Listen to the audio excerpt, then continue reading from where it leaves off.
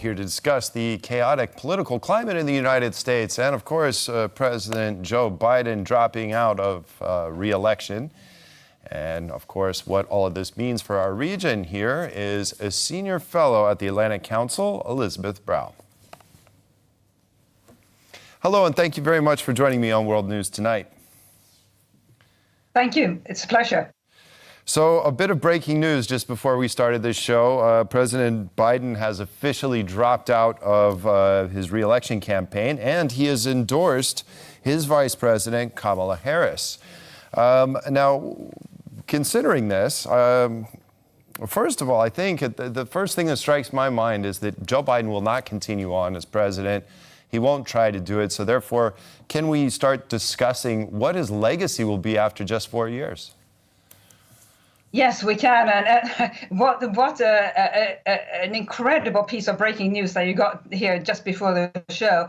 It's the moment, really, that everybody has been watching and assuming that it could happen, but yet it seems so unlikely because just a few days ago he was completely determined to keep going, and now he has clearly determined that support for his candidacy is eroding, and in a sense that his decision is good news. He put the country before himself, and now he can focus on governing these final months, and he can hopefully get some good things done for America and for the world, and we can start looking at his legacy, which will be a very positive legacy. He has done lots of good things in these almost 4 years that he has been in power, and he has restored calm to the world and to America as well, of course, and that has benefited Europe and indeed other parts of the world, but especially Europe.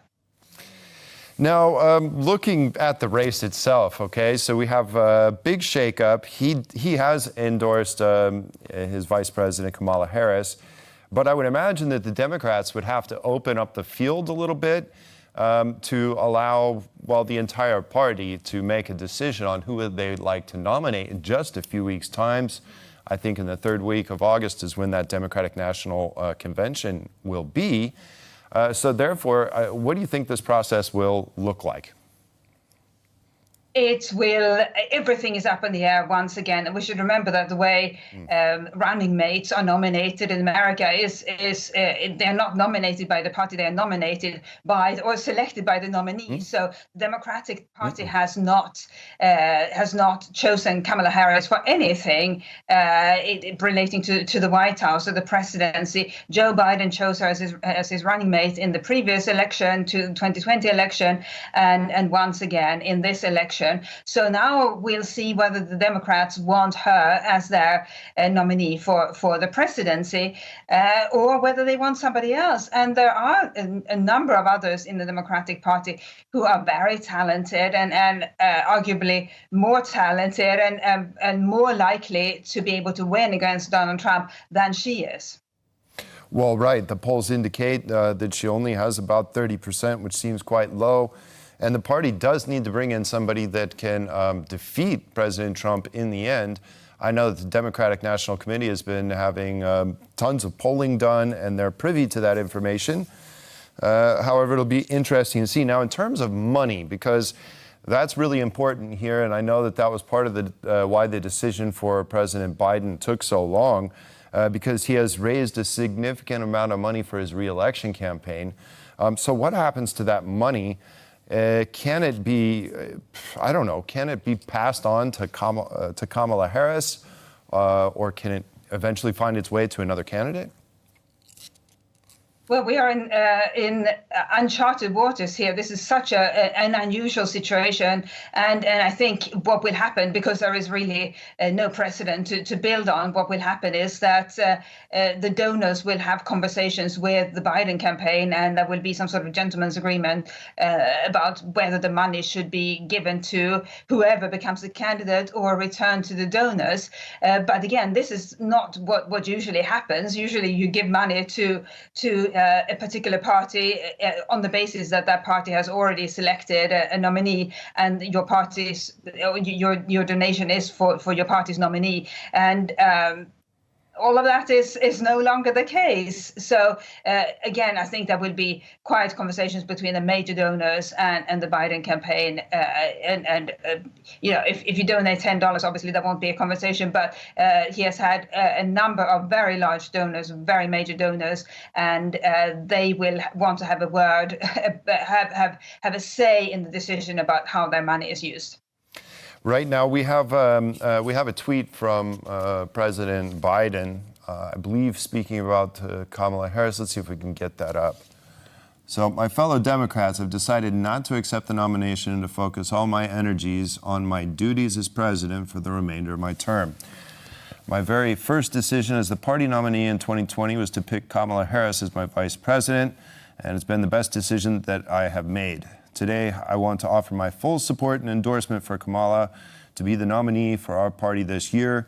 Democrats, it's time to come together and beat Trump. Let's do this. So with Kamala Harris, I'm sorry, we're returning back to her because she seems to be the person that the president is supporting right now. How will that fare with all the Democratic Party? Because I know that she's not exactly the most popular vice president with the entire party, let alone, let's not even talk about the other side, but the Democrats themselves. What do you think? Do you think she will gain the support of all the Democrats coming up at this convention?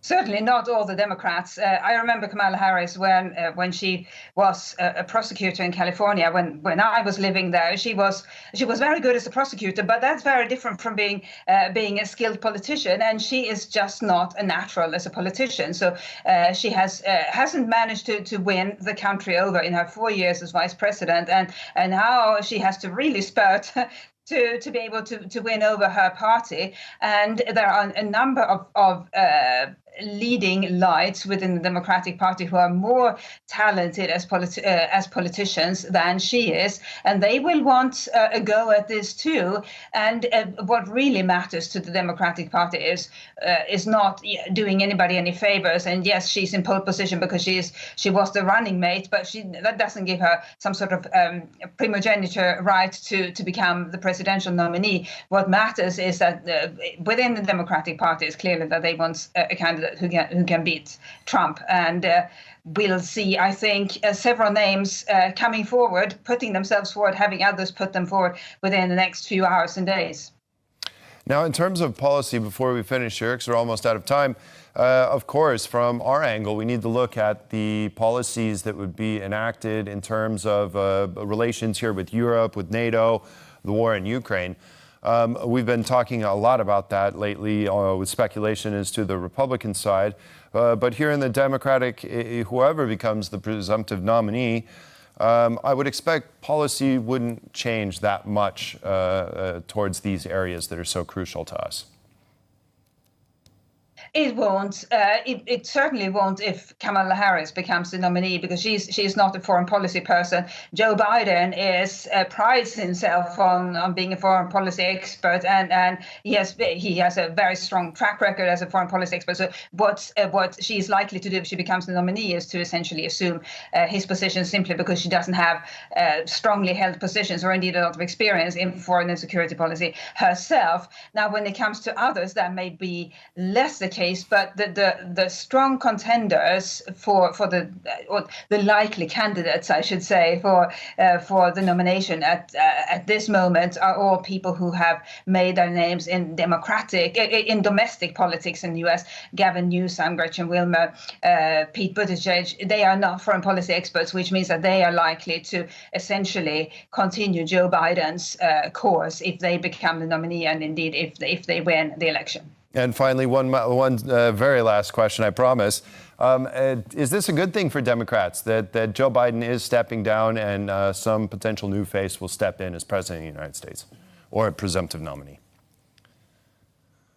It was inevitable. The criticism of Biden and his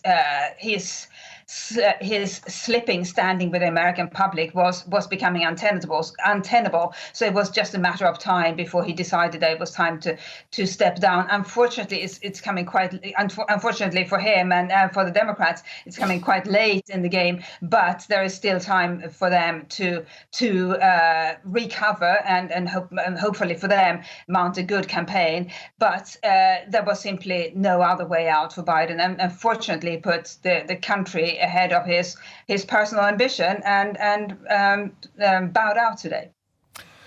Well, we certainly are looking forward to a vibrant turn of events here. Of course, many things can happen over the next few months.